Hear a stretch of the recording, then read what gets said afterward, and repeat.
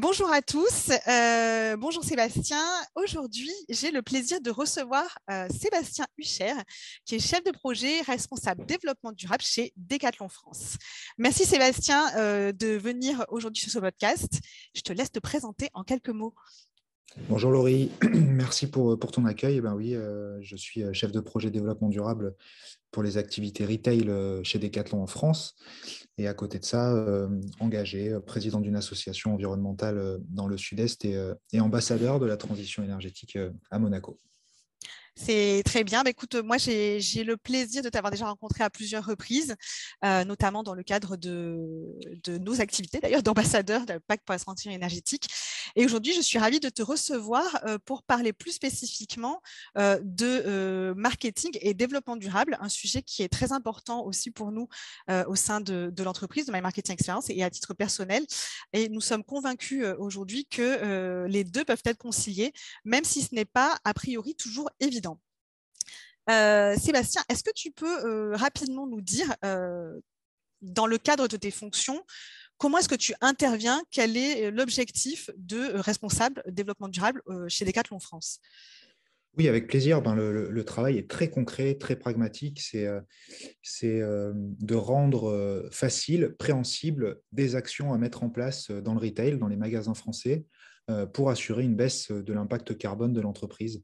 Donc, ça va tourner autour de grands enjeux que sont le transport, la gestion des déchets, l'émergence de l'économie circulaire, et puis la gestion des énergies, voilà, tout ce qu'on peut faire très concrètement dans les magasins français pour baisser l'impact de l'entreprise. Après, il y a d'autres actions qui sont menées stratégiquement au niveau national, dans les sports, dans les process, puisqu'on est aussi propriétaire de marques qui conçoivent des produits. Donc voilà, il y a aussi des responsables développement durable sur ces sujets, puisqu'on doit aussi intervenir notamment sur l'éco-design et le transport aussi entre les usines de production et nos lieux de vente.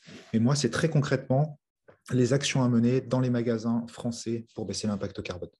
D'accord, je pense que c'est très clair et c'est vrai qu'aujourd'hui, Decathlon France, en tout cas, c'est une grosse structure et on le voit, on peut agir vraiment sur le retail, le produit, mais également aussi dans toute sa conception, les phases en amont et même dans ce cas-là, avoir un impact sur les process, dans la création même de l'offre.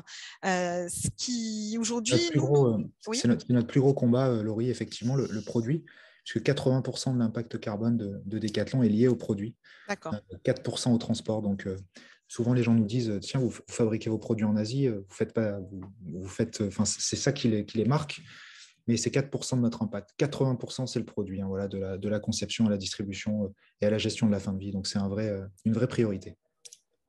Ok, très bien. Écoute, c'est intéressant de le savoir parce que c'est vrai que c'est pas intuitif. On a souvent, je sais qu'on a souvent des a priori sur la fabrication en Asie, mais et j'aurais jamais pensé que c'était finalement un impact aussi faible par rapport au produit lui-même.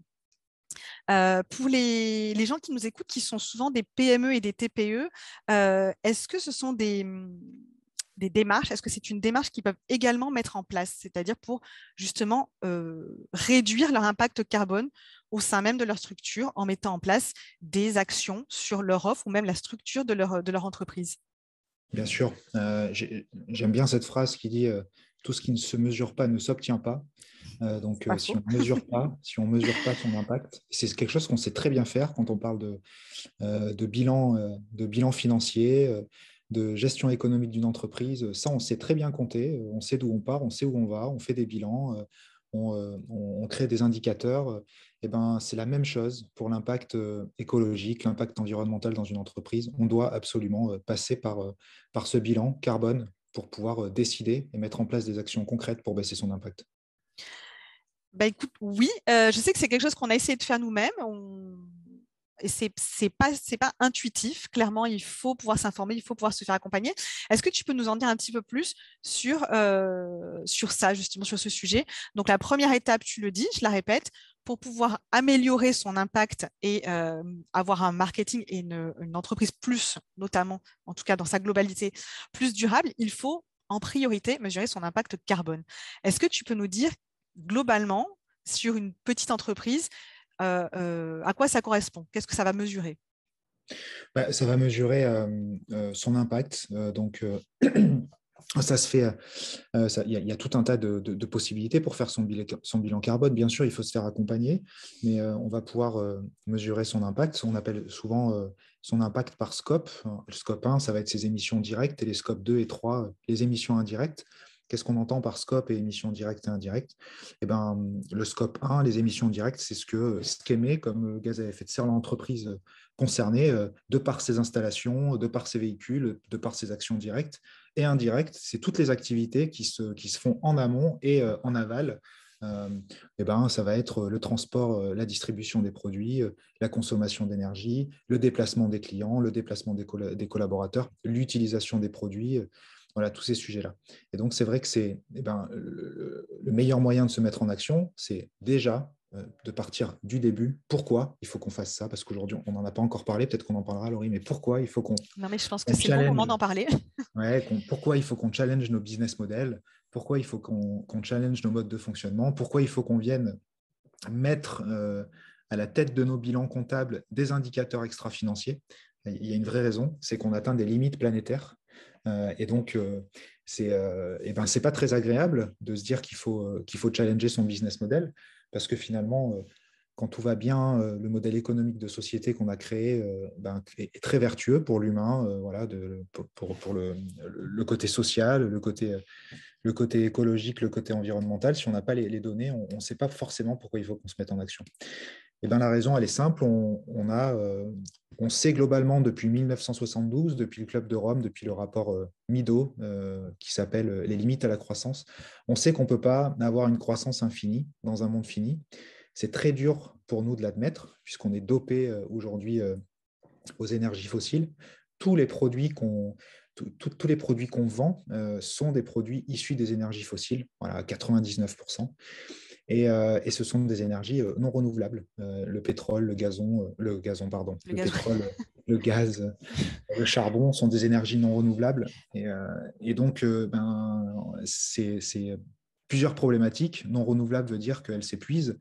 Et puis, limite de croissance. Tout a une limite de croissance sur la planète. Je défie quelqu'un de me dire qu'une croissance est infinie sur un organisme. Ça n'existe pas. On n'a jamais trouvé encore.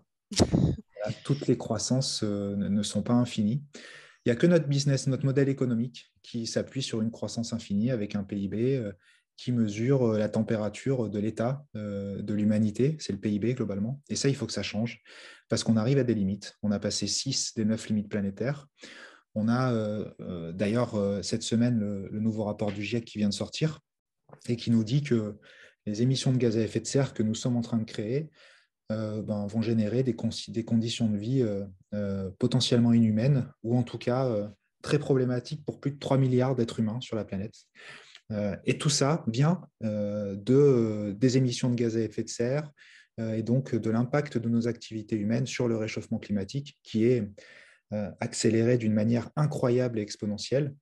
Et on sait que si on n'arrive pas à se battre pour limiter, chaque dixième de degré compte, pour limiter notre impact, et bien là, on ne parle plus de préservation de la planète, de préservation de la biodiversité, on parle de préservation de vie humaine. Et ça va passer par tout un tas d'actions très concrètes pour arriver à faire baisser notre impact, que ce soit personnel, que ce soit politique, que ce soit associatif ou entrepreneurial. Donc c'est pour ça qu'on doit agir aujourd'hui, pour essayer de garder ce réchauffement climatique limité à 1-2 degrés, 1-2 degrés 5. Ça, c'est le sens. Pour bien comprendre le sens, il y a des choses, il y a des actions de formation à mettre en place, puisqu'un collaborateur qui a le sens dans une entreprise, que ce soit une TPE, une PME ou une grande entreprise, quand il sait pourquoi il doit agir, il agit. Ça marche toujours comme ça. Et donc, ça serait mon premier conseil, ça serait de dire aux patrons de TPE, aux patrons de PME, formez vos collaborateurs. Il y a des outils pour ça, il y a des fresques du climat, il y a tout un tas de petites choses très facilement préhensibles, accessibles pour comprendre quelle est la systémique du changement climatique et pourquoi nos actions entraînent des guerres, entraînent des famines, entraînent de l'immigration climatique et entraînent la destruction du modèle de société qu'on connaît. Quand on a ce sens-là, effectivement, on se met en action et cette mise en action passe par un bilan carbone et passe par l'émergence de modes de fonctionnement différents, un changement de paradigme. Qu'est-ce que je fais depuis 20, 30, 40 ans et que je peux modifier pour avoir moins d'impact. Et on trouve tout un tas de choses à faire.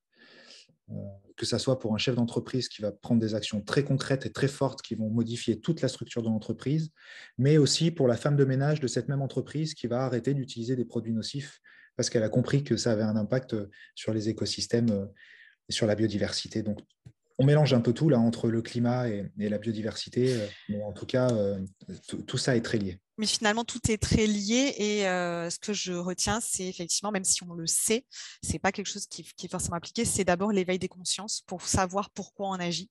Parce que c'est vrai que changer potentiellement de modèle économique ou adapter la structure de son entreprise et prendre des décisions qui vont impacter le fonctionnement de son entreprise, la manière de s'adresser même à ses clients pour pouvoir être plus en accord avec les objectifs de développement durable, c'est quelque chose qui va falloir, ça demande du temps et c'est quelque chose qu'il va falloir intégrer et savoir pourquoi, finalement, entre guillemets, on se bat.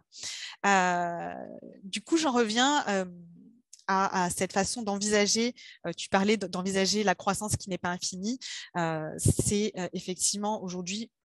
Personnellement, je commence à voir des gens autour de moi, notamment sur LinkedIn, manifester pas leur mécontentement, mais en tout cas dire qu'effectivement la croissance n'est pas infinie et qu'ils choisissent eux d'avoir un modèle qui leur permet de d'abord fixer leurs objectifs de vie pour pouvoir ensuite générer la croissance ou générer en tout cas le chiffre d'affaires qui leur permet de conserver cet état, mais qui ne sont plus à la recherche d'une croissance permanente. Donc, pour pouvoir justement faire évoluer son marketing et son offre, c'est aussi changer de paradigme et se dire qu'on ne recherche plus la croissance avant tout, la croissance infinie du chiffre d'affaires, cette course toujours effrénée derrière le chiffre d'affaires.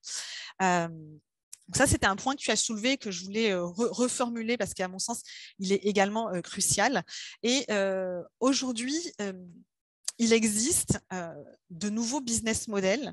On peut aussi s'orienter, donc on peut réviser déjà notre état actuel des choses, comment on crée un produit. Dans le cas des services, on peut également agir sur toute la chaîne de valeur qui nous permet de créer notre service pour qu'il soit à plus faible impact. Est-ce que tu as d'autres choses à nous raconter, à nous dire pour trouver un nouveau business model, à quel moment on se pose la question de changer de business model pour qu'il soit justement plus en accord avec les objectifs de développement durable. Moi, j'ai envie de citer un livre qui a été écrit l'an dernier par Sylvain Brezard. Sylvain Brezard qui est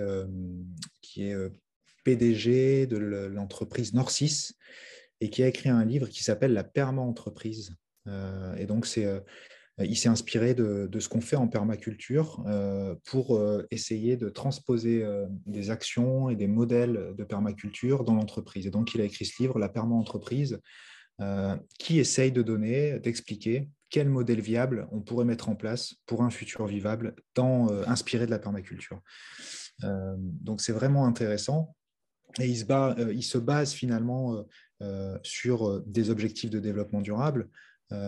Et c'est vraiment l'idée de se dire qu'on bâtit sa raison d'être. Déjà, on est de toute façon une entreprise à mission. Donc, quelle est la mission de l'entreprise? J'ai le sens, je sais pourquoi le modèle économique de mon entreprise est en train, et donc le modèle économique de la société est en train de nous conduire au chaos climatique, humain. Et donc, je me pose la question de savoir quel est le sens de mon entreprise, quelle est la mission de mon entreprise. Elle doit avoir une mission. Et on doit bâtir sa raison d'être et son développement sur 3 éthiques qui sont indissociables et qui sont très bien expliquées dans ce livre de Sylvain Brezard. Prendre soin des humains, préserver la planète, parce que c'est grâce à la planète qu'aujourd'hui on arrive à créer un business, et se fixer des limites, comme tu le disais, Laurie, et partager équitablement. Et tout ce livre nous explique finalement le parallèle entre la permaculture et les possibilités de nouveaux business models. Voilà, on doit absolument faire entrer un mot dans notre économie. Moi, je parlerai pas de décroissance, c'est un mot qui fait peur, qui est pas forcément très clair, mais en tout cas, on peut parler de croissance de nouveaux indicateurs, de nouveaux KPI, de sobriété sur d'autres sujets, de sobriété dans l'utilisation des ressources. Voilà, se fixer des limites et puis faire émerger d'autres indicateurs qui jusqu'à maintenant n'étaient pas forcément au goût du jour autour du bien-être des collaborateurs, des services, faire développer des services plus que de la création de produits. Tout ça, c'est possible. Il y a beaucoup de possibilités pour baisser son impact. On ne Donc, pourra peut-être pas effectivement avoir un changement radical du jour au lendemain, mais on peut tous faire des actions très concrètes sur ce sujet. donc, plus de services et moins de produits. Donc, ce qui est effectivement moins de produits, c'est effectivement une plus grande sobriété aussi. Dans les services, on peut également le faire. Est-ce que tu aurais un exemple un peu concret à Bien nous sûr. partager sur justement cette manière d'évoluer, de faire évoluer son business model et ses offres bah, pour pouvoir euh, être plus respectueux des objectifs de développement durable. Bien sûr, oui, il y a des bon, on le voit, on le sait tous, il y a des choses qui sont en train d'émerger de manière forte, notamment autour de l'économie circulaire. On doit passer d'une économie linéaire à une économie circulaire dans tous les business models. C'est le combat. Aujourd'hui, créer un produit neuf, le vendre, le détruire, c'est ce qui se passe dans 80% des cas.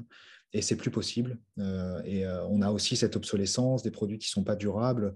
Donc il y a ce combat pour faire des produits plus durables, beaucoup plus sobres en énergie, en process, et s'assurer de la circularité de ces produits-là, de ces vêtements-là. Et donc, des exemples, il y en a de plus en plus. Que ce soit dans des petites entreprises qui travaillent maintenant qu'autour de l'économie circulaire. Aussi dans le digital, on le voit, des entreprises comme Vinted qui ne fonctionnent que grâce à des produits de seconde main. Back Market aussi ne vend que du Après, tout à reconditionné. fait. Même La Redoute, j'ai vu La Redoute qui est quand même le grand ponte de la vente à distance, hein, bon, et même sur le digital aujourd'hui, à La Reboucle qui propose des produits Exactement. d'occasion. Donc cette émergence, elle doit être forte, elle doit être très consciente.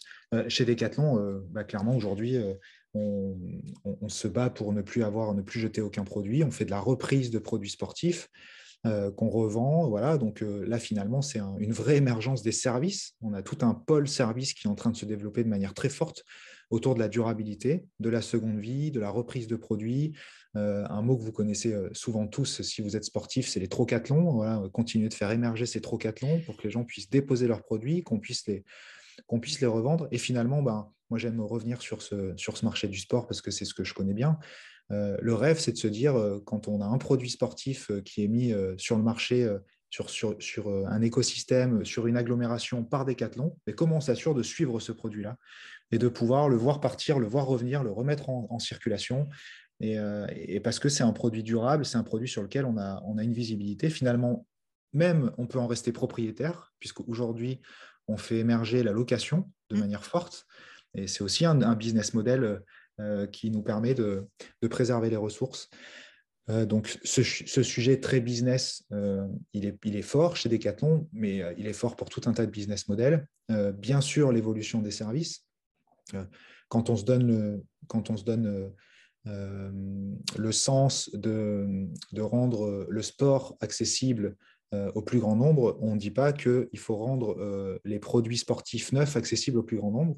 Donc, comment on fait pour rendre le sport accessible au plus grand nombre en essayant de produire peut-être in fine, à court terme, moins de produits grâce au service, grâce à la location, grâce à la seconde vie, grâce à la remise en vente de produits qui n'étaient peut-être pas tout à fait conformes, La réparation. grâce à la réparation. C'est un gros sujet aujourd'hui, le recrutement de techniciens pour entretenir, réparer, faire durer les produits sportifs.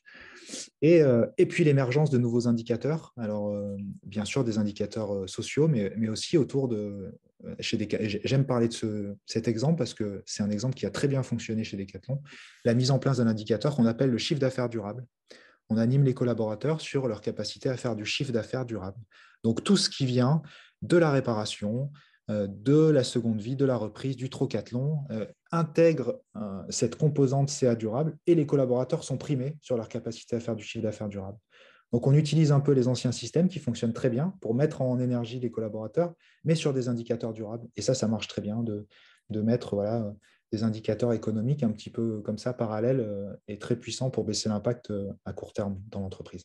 Donc finalement, fédérer ses collaborateurs autour d'indicateurs durables, qu'ils soient sur le fait de revendre des prestations durables, donc du service plutôt que du produit neuf, c'est quelque chose qui peut être facilement mis en place aussi en entreprise sur Bien tout sûr. un tas d'actions qui sont dans la mesure où on peut les mesurer et pouvoir ensuite récompenser pour ces comportements.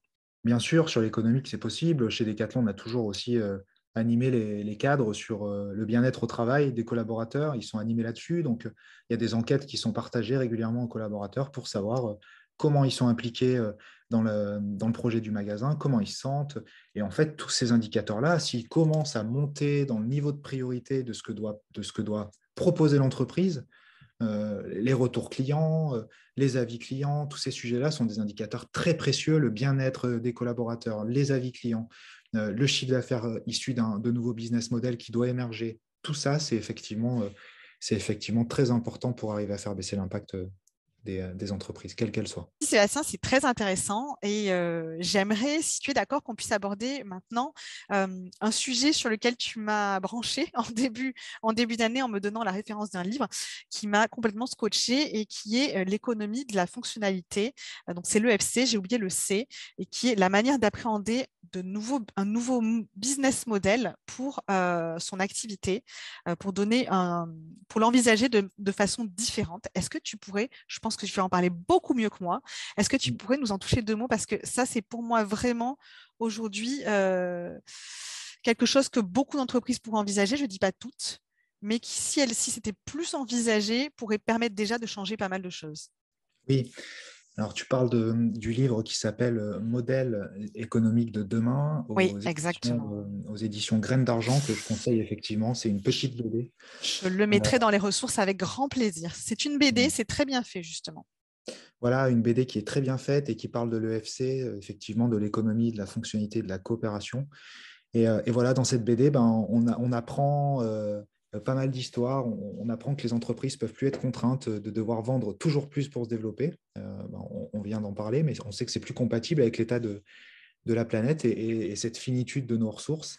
Et donc, cette BD, c'est un mélange d'histoire humaine et de fiches pédagogiques pour bien comprendre, pour bien savoir comment on pourrait appréhender dans notre entreprise. C'est Laurent et Alicia qui sont dirigeants d'entreprise, qui osent la transformation et qui réussissent à intégrer les enjeux environnementaux et sociaux dans leur modèle économique. Je ne vous en dis pas plus, vraiment, Est-ce que c'est un... tu as un court exemple à partager? Parce qu'honnêtement, Non, même non, je si ne vous en dis pas plus là-dessus, en tout cas, mais c'est une belle BD qui va vraiment aider les chefs d'entreprise à s'ouvrir, en tout cas, sur de nouveaux business models.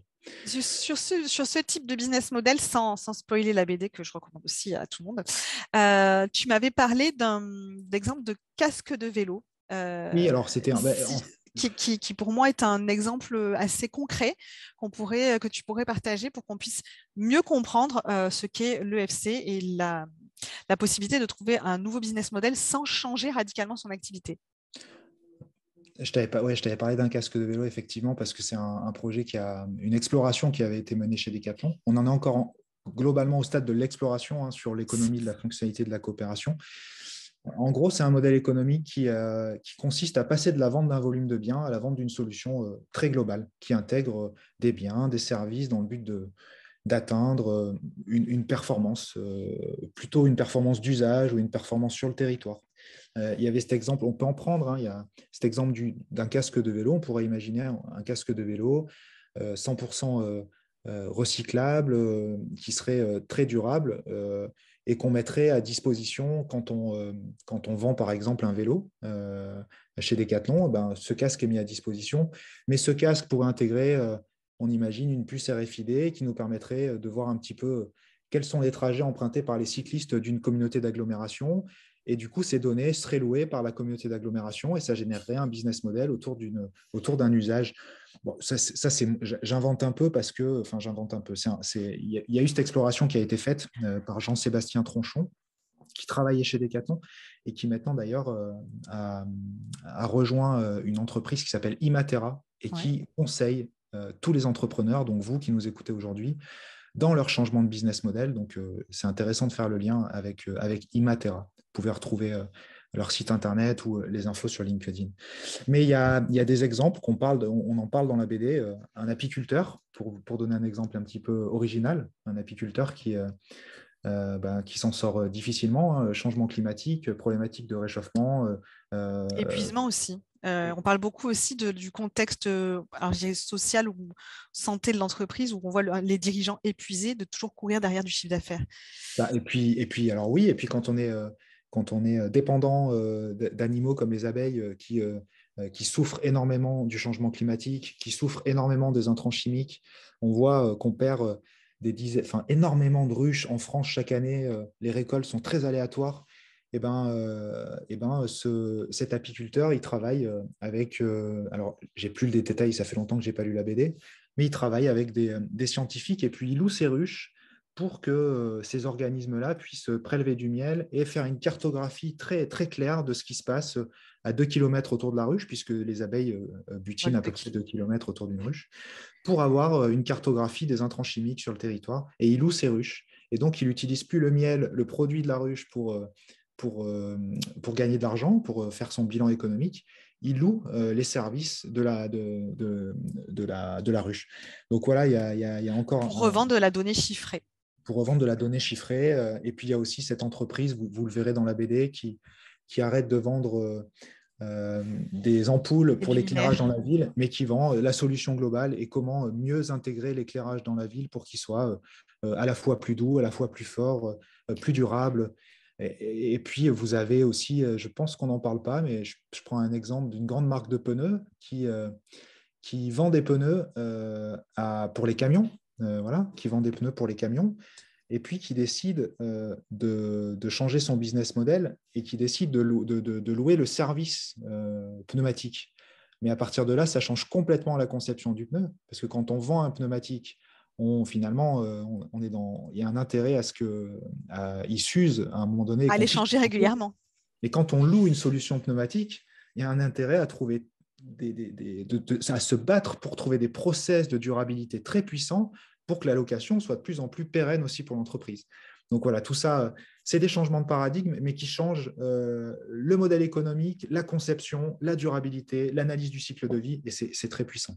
Mais et je rejoins ce que tu nous disais tout à l'heure, qui va d'abord forcer l'entreprise à trouver sa raison d'être, sa mission. Bien sûr. Et c'est vrai qu'on en revient souvent à ce point de départ. Quelle est la mission de l'entreprise? Et finalement, cette mission, quand on l'a bien en tête, quand on l'a clairement définie, ce n'est pas forcément toujours lié à un volume toujours plus croissant de prestations de produits. Elle peut être déclinée autrement, elle peut être proposée autrement. Ça nécessite beaucoup de réflexion, sûrement de l'accompagnement, mais en tout cas, il n'est pas impossible, et pour avoir lu la BD, pour m'intéresser au sujet, il n'est pas impossible de concevoir des offres qui répondent à cette mission, à cette raison d'être, tout en étant beaucoup plus respectueux de l'environnement et des engagements en termes de développement durable. Alors, on a passé, on le disait, 6 des 9 limites planétaires. On a perdu, c'est des chiffres incroyables, mais presque 70% de biodiversité en 40 ans. Ça, c'est un bilan du passé. Ce n'est même pas une projection sur l'avenir. Ce n'est même pas un problème de réchauffement climatique. C'est un problème d'intrants chimiques, pollution des terres arables. Et donc là, on arrive maintenant, après avoir déjà une extinction de masse en cours, on arrive à se dire, attention, le réchauffement climatique va être encore plus puissant et va nous donner encore plus de problématiques. Donc, ça veut dire de toute façon qu'on va se prendre un mur. Il ne faut pas se le cacher. Donc, ça veut dire que toutes les entreprises qui n'auront pas ces principes éthiques de la perma-entreprise, d'avoir une mission qui prend soin des êtres humains, qui arrive à préserver la planète, une entreprise qui n'arrive pas à se fixer des limites, à partager les surplus, ce sont des entreprises qui vont souffrir et qui vont disparaître à court terme. Ça ne peut pas être autrement. On a des extractions de matières premières qui vont être de plus en plus complexes. On va avoir des tensions géopolitiques de plus en plus fortes parce qu'on va vouloir accéder à ces ressources. Si notre entreprise n'est pas à mission, n'a pas un sens profond pour l'homme et pour la planète, elle ne survivra pas, elle ne sera pas résiliente. Ça, j'en suis convaincu. Et c'est pour ça que j'appelle les gens qui nous écoutent à acheter ce livre, La perma-entreprise de Sylvain Brozard. Écoute, je vais être la première à le faire. une nouvelle ressource, un nouveau livre à dévorer sur le sujet. J'ai pas de royalties. Non, je sais. Je sais que tu transmets tes ressources sur le sujet de manière totalement désintéressée et que l'objectif, c'est avant tout d'informer, d'alerter et de dire oui, on peut continuer à faire du business. Il n'y a pas de raison qu'on puisse pas continuer à faire ce qu'on aime, à honorer la mission d'être de notre entreprise.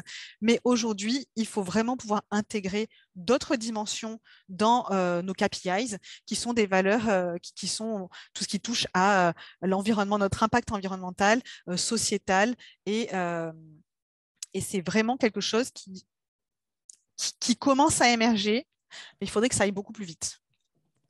Et nous, on est là. Moi, je suis ravie de t'accueillir aujourd'hui pour justement continuer à porter ce message. Euh, donc, tu as bien dit, je voudrais essayer de remettre un petit peu dans l'ordre parce que c'est vrai on a raconté plein de choses, surtout toi, et merci encore pour ces partages. Donc, première étape, on se pose et on se dit, quel est mon impact carbone? Quel est l'impact carbone de mon entreprise? Clairement, il va y avoir une différence si on vend du produit ou si on vend du service, en règle générale. Ça ne veut pas dire que quand on vend du produit, on a un sale pollueur. Ouais. Ça veut dire qu'on aura peut-être d'autres dimensions intégrées que si on ne vend que du service. Deuxième étape, qui Et serait puis, très tentante. on peut aussi, Laurie, on peut pas tout rabattre. On peut pas tout rabattre à la problématique du carbone dans l'entreprise. Non. J'aime bien Aurélien Barraud qui disait on peut demain créer un bulldozer 100% électrique et raser la forêt amazonienne avec. Oui. Donc, il y a bien sûr tout un tas de problématiques à prendre en compte dans l'entreprise qui ne seront pas toujours rattachées au bilan carbone pour limiter son impact, limiter son utilisation de ressources, travailler la biodiversité si on a un petit peu de foncier autour de son entreprise. Voilà, il y a tout un tas de sujets qui vont aussi permettre d'avoir un impact positif autour de soi et qui sera peut-être pas toujours mentionné dans le bilan carbone concret qu'on fera à l'instant T. C'est très juste et c'est vrai que je l'avais pas vu sous cet angle. Donc malgré tout, première étape, c'est essayer de faire le bilan, pas forcément que carbone, mais l'état des lieux de la situation. Et pour ça, aujourd'hui, il y a des entreprises qui peuvent accompagner. Il y a aussi sans doute de la documentation. C'est Bien fédérer sûr, il y a son l'ADEME. équipe. Ouais, il y a l'ADEME. Effectivement, l'ADEME fait un travail remarquable, même de vulgarisation de l'information pour m'être déjà intéressé au sujet. SBT aussi, hein, j'appelle du coup tes auditeurs à aller sur le site sciencebasetarget.org. Ok, Voilà, on c'est remettra toutes les références, toutes les ressources. des initiatives pour accompagner les entreprises à, à faire leur bilan carbone et à valider leur trajectoire de baisse d'impact. Parfait, merci. On le mettra dans les ressources parce que je pense qu'effectivement, c'est bien de ne pas laisser les auditeurs sur leur faim. Et c'est vrai que le travers qu'on pourrait avoir, c'est de se dire, parce que ça, j'ai encore eu l'exemple dernièrement, c'est ce qui m'a contacté en me disant, ah ben moi, je suis vertueuse puisque à chaque fois que je fais une action pour un client, je plante un arbre. Donc, si on peut juste faire un point sur ce type d'actions, c'est pas mal, mais en l'occurrence, c'est pas avoir un marketing durable ou avoir une entreprise durable que de faire ça. On est bien d'accord. Non, effectivement. Et c'est pas une mauvaise action. Hein, je dis pas que c'est une mauvaise action. Oui, non, c'est vrai on s'est longtemps dit là pendant quelques années comment je compense comme ça je dors tranquille finalement. Hein. Donc on plante un arbre, on change pas nos business models, on compense. Mais ça fonctionne pas comme ça. Ça fonctionne pas comme ça. Puis un arbre, il faut que ça soit un programme qui soit très clair d'agroforesterie. Il faut que ce soit dans des conditions particulières. Quelle essence d'arbre, combien de temps il va mettre C'est à qu'il y a des pousser. professionnels qui font ça. C'est très professionnel. C'est voilà, les projets de plantation d'arbres, d'agroforesterie vertueux, c'est quelque chose de très précis. C'est des années de pousse pour un arbre. Si cet arbre est détruit, il relâche tout le CO2 qu'il a emmagasiné. Donc, il faut faire attention effectivement parce que la compensation, de plus en plus de Français sont méfiants par rapport à ces projets de compensation. Et c'est une promesse, effectivement, qui peut vite se transformer En greenwashing, donc il faut pas il faut pas se rabattre à la compensation en permanence. Donc, ça serait peut-être la dernière étape après avoir déjà bien travaillé sur son propre bilan, sa propre situation. Effectivement, si demain, en plus, on se dit, bah, je ne peux pas aller plus loin, j'ai quand même un bilan carbone qui est positif, ce qui sera sans doute notre cas à tous, hein. Je souhaite poursuivre cette action et mettre en place d'autres choses pour contribuer à la compensation. Dans ce cas-là, je peux m'orienter et il y a des professionnels qui font ça très bien, mais ça reste, il faut à mon sens, préciser que ça reste après avoir commencé par faire un travail sur la structure même de son entreprise, de son offre, de la manière de vendre à ses clients. Oui, c'est ça. Et il ne faut pas que finalement ça devienne un business juteux, ces projets de compensation. D'ailleurs, les détracteurs de ces projets appellent ça un droit à polluer. Comme je paye, comme je plante des arbres, je peux me permettre de continuer mon Quand je dis activité. planter des arbres, il y en a d'autres, hein, mais effectivement, je suis d'accord avec toi, il ne faut pas que ça devienne un droit à polluer et ça ne doit pas. On ne peut pas se cacher derrière en disant bah, je donne pour ça, donc c'est pas grave si derrière j'ai une entreprise qui va être très polluante. Là, effectivement, ça va rentrer dans du greenwashing. Donc, vraiment avoir déjà en amont cette réflexion sur mon business, comment est-ce que aujourd'hui je veux faire de la croissance, ok, à quel prix, pas une croissance infinie, mais quels sont les leviers que je vais utiliser pour obtenir la croissance nécessaire sans pour autant avoir un impact négatif ou très préjudiciable sur la planète. Exactement. Et puis effectivement, souscrire à des projets de compensation quand on n'a pas de solution à l'instant T, quand on ne peut pas faire autrement. J'ai des collaborateurs qui sont venus me voir il n'y a pas longtemps. Ils n'avaient pas d'autre solution que l'avion. Nice, c'est un peu complexe. On est un petit peu dans un désert de transport. Jusqu'à Marseille, c'est un peu complexe. Ouais, exactement. Et ben, ils ont fait, voilà, je leur ai dit, OK, ben, écoutez, moi, je vous incite à compenser, puisqu'il n'y avait pas d'autre solution, même si l'activité aérienne le faisait. Bon, voilà, il y a des fois où on n'a pas le choix, et là, on peut essayer de trouver des moyens de compenser. Mais il ne faut pas que ce soit la réponse à une Il ne faut pas problématique. que ce soit la première intention. Non, tout à fait. Non. Tout à Mais je fait. suis d'accord avec toi, il y a un moment Comme le donné, il ne faut pas non marketing, plus hein. être trop dans. Oui, mais il ne faut pas être trop dans la culpabilité et se dire à ce moment-là, non, je n'ai pas le choix. Dans ce cas-là, je prends la solution, enfin la solution qui n'est pas la plus, pas la plus vertueuse, mais ça ne doit pas être la solution de facilité. Non, non, exactement. Et depuis quelques années, le nombre d'entreprises qui ont recours à des thèmes environnementaux dans leur communication, il a explosé. Et, et pourquoi, finalement, le signal positif de ça, c'est que c'est l'environnement qui est au cœur des préoccupations des consommateurs et fait la une des médias. Alors, et il y a beaucoup d'entreprises qui se disent, bon, ben, on doit surfer là-dessus, hein. Les entreprises veulent se verdir, les politiques aussi, tout le monde parle d'écologie, d'environnement. C'est très bien, mais effectivement, quand c'est sous cet angle-là, c'est du greenwashing. Et donc, il faut avant tout faire les actions par rapport à tout ce qu'on vient de se dire. Pourquoi je le fais? Quel est l'impact de mon entreprise? Quelle est ma mission? Pourquoi je le fais? C'est pas pour reverdir mon image, c'est bien pour avoir un impact Par conviction. par conviction, pour baisser mon impact négatif sur les écosystèmes et augmenter mon impact positif sur les hommes, la biodiversité. Très bien, bah, je pense que tu as très bien résumé la situation. Et ça passe aussi par, tu l'as dit au tout début, fédérer ses équipes lorsqu'il y en a, parce que Bien sûr, bien le sûr. Et dirigeant rester. seul avec son bâton de pèlerin, ça risque d'être très compliqué si derrière, il n'y a pas les équipes qui suivent cette vision Exactement. du dirigeant.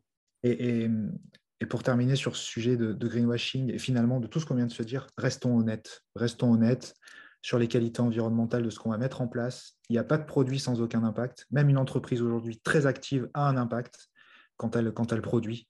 Donc, il faut rester honnête, il ne faut pas faire de surpromesses, il ne faut pas chercher à avoir une image parfaite. Moi, je suis le premier à dire que Decathlon, une entreprise qui fait X milliards d'euros de chiffre d'affaires et a 90 000 employés sur la planète Terre, a un impact sur les écosystèmes. Et il faut pas, voilà, c'est finalement le premier moyen de dire on n'est pas parfait, mais on est en action et on va tout faire pour essayer de baisser l'impact de l'entreprise.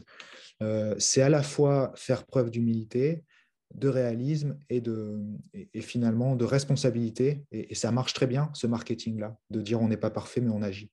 Oui, et je pense que il y a un point, un mot que tu as mentionné qui est très important, c'est à action et passer à l'action.